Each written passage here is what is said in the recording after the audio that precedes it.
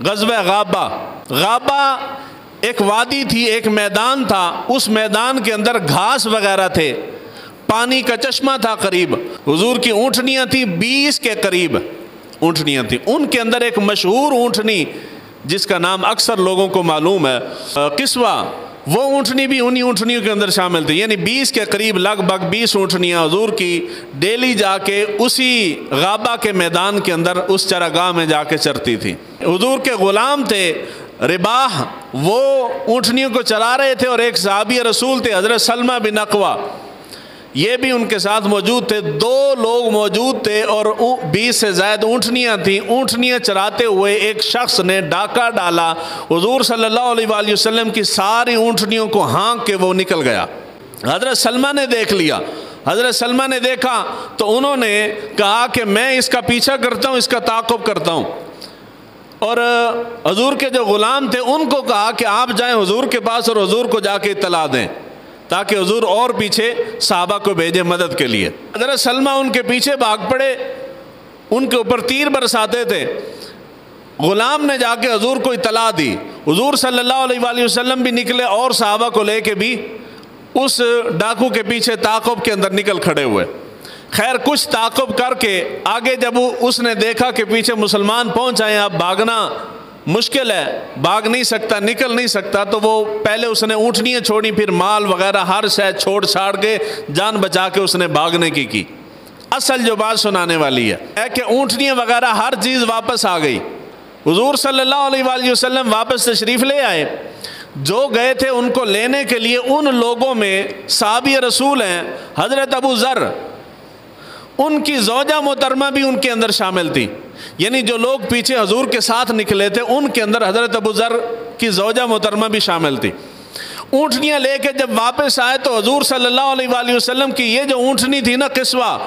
اس اونٹنی کے اوپر حضرت ابو ذر کی بیوی وہ سوار تھی۔ مدینہ پہنچے، حضور صلی اللہ علیہ وآلہ وسلم مسجد نبوی کے اندر تشریف فرما ہے، حضرت ابو ذر غفاری کی بیوی آئی، حضور کے سامنے بیٹھ گئی، سارا سفر کا حال احوال سنایا، سنانے کے بعد کہنے لگی کہ یا نبی اللہ صلی اللہ علیہ وآلہ وسلم، میں نے منت مانی تھی اگر اللہ تعالیٰ مجھے اس حادثے سے بچا لے، اس واقعے سے نجات عطا فرما دے، یعنی یہ مال جو آپ کا ہے یہ واپس مل جائے، تو میں نے منت مانی تھی کہ میں اللہ کی راہ میں اس اونٹنی کو ذبح کر دوں گی، ذبح کرنے کے بعد اس کا جگر اور اس کا کوہان کا گوشت جو ہے وہ بھون کے کھاؤں گی۔ ایک گل بڑی قابل توجہ ہے جس وجہ تو پورا غزوہ سنا رہے ہیں۔ حضور صلی اللہ علیہ وآلہ وسلم کو کہنے لگی کہ یا رسول اللہ، میں نے اس اونٹنی پہ جس کے اوپر میں سوار ہو کے آئی ہوں، قصوہ کے اوپر، اس کی منت مانی ہے کہ میں اگر صحیح سلامت بخیر و عافیت آپ کا مال لے کے واپس مدینہ پہنچ گئی تو میں اس کو ذبح کر دوں گی، اس کا جگر اور اس کے کوہان کا گوشت جو ہے وہ بھون کے میں کھاؤں گی۔ حضور صلی اللہ علیہ وآلہ وسلم نے ارشاد فرمایا، اگر اللہ تعالیٰ نے تمہیں یہ سواری عطا کر دی ہے، اے الفاظ قابل توجہ نے، میں جب کہتا ہوں کہ منت نہ مانے تو کسی وجہ سے کہتا ہوں، حضور صلی اللہ علیہ وآلہ وسلم نے فرمایا کہ اگر اللہ تعالیٰ نے تمہیں یہ سواری عطا کر دی تھی اور اللہ تعالیٰ نے اس واقعے سے تجھے نجات بھی عطا کر دی تھی اور اللہ تعالیٰ نے تیری دعا بھی سن لی ہے، تو اس کا صلہ تو نے سواری کو اچھا نہیں دیا۔ جی اگر سواری مینوں بچا کے میرے گھر پہنچا دے تو میں انہوں ذبح کر داں گا، یہ صلہ تے نہ ہویا۔ حضور یہی فرما رہے ہیں جو میں نے پنجابی میں کہہ دیا کہ اللہ تعالیٰ نے تجھے سواری بھی دی ہے، تجھے نجات بھی دے دی ہے، اور تو بدلے میں اس کو ذبح کر رہی ہے، سواری کو اچھا صلہ تو نے نہیں دیا۔ اس کے بعد حضور صلی اللہ علیہ وآلہ وسلم نے ارشاد فرمایا،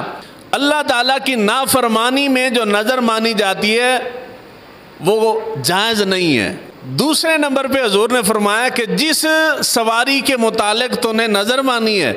وہ سواری تیری نہیں، وہ تو ہے ہی میری۔ حضور نے فرمایا کہ جو غلط نظر ہے، خلاف شریعت ہے، اس کو پورا نہیں کیا جاتا اور پورا کرنا بھی نہیں چاہیے، اور انسان کے اوپر پورا کرنا لازم بھی نہیں ہوتا۔ نمبر 2 وجہ یہ ہے کہ جس اونٹنی کے متعلق تو نے نظر مانی ہے وہ اونٹنی تمہاری نہیں، اس کا مالک میں ہوں۔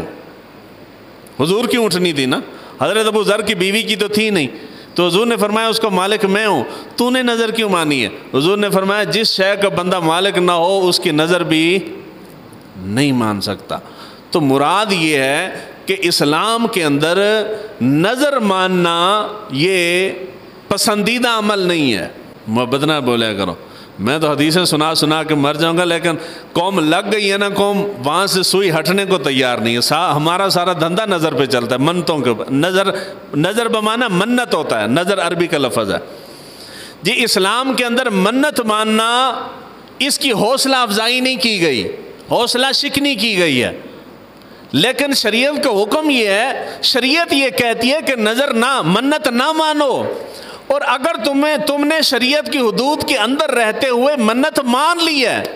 جی نہیں رہا جاندہ نا بندے کول، جس طرح ہم سے راہ نہیں جاتا بغیر منت مانے،